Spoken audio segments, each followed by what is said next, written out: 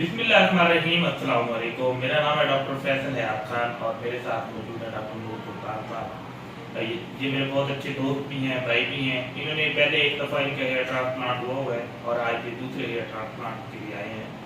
तो जो आज का हमारा सवाल है वो ये है कि बहुत सारे पेशेंट का ये क्वेरी होती है कि हम जो हेयर ट्रांसप्लांट करते हैं वो सिंगल ही सेशन क्यों कर देते हैं, क्यों नहीं करते हैं हम 2 या 3 सेशन की तरफ हमें क्यों जाना पड़ता है। जब आपने बाल लगाने हैं तो आप एक ही मरतबा इतने बाल लगा दें, वो सारा सर ही कवर कर दे, तो दोबारा ट्रांसप्लांट करवाने की हमें ज़रूरत ना पड़े।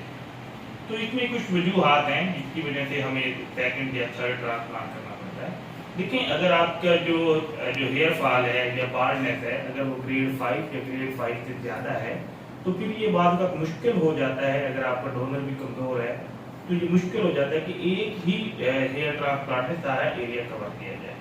तो इसलिए आपको 2 या 3 ट्रांसप्लांट करवाना पड़ सकते हैं। उसके अलावा दूसरी बात ये होती है कि बाद आप एक हेयर ट्रांसप्लांट करवाते हैं, उसके रिजल्ट इतने अच्छे नहीं आते, तो आपको उसके लिए दोबारा हेयर ट्रांसप्लांट करवाना पड़ सकता है।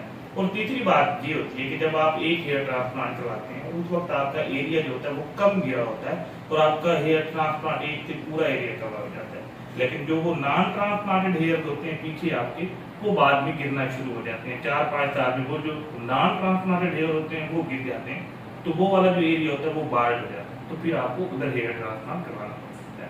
और दूसरी बात ये है कि अगर एक बंदे का हेयर फॉल यहाँ से लेकर यहाँ पीछे तक हो ग्रेड 5, 6 या 7 की बार्डनेस है, तो उसका डोनर कम होता है और हम डोनर एरिया से 4000, 3000, 5000 इससे ज़्यादा ग्राफ्ट नहीं निकाल सकते। और ये जो एरिया यहाँ पे कम से कम 25,000 हमारे पास ग्राफ्ट होते हैं।